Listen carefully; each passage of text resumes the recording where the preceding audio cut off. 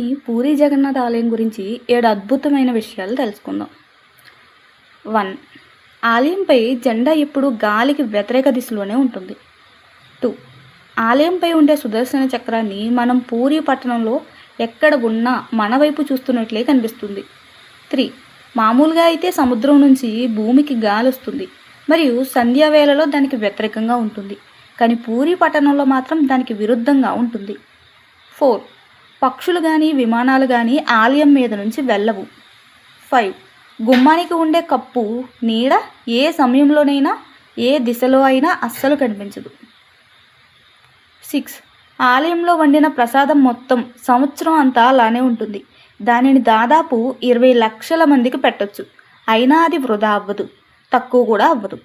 7. జగన్నాథుడి ఆలయంలో వంటశాలలో చెక్కల నిప్పు మీద 7 మట్టి పాత్రలను ఒకదానిపై ఒకటి పెట్టి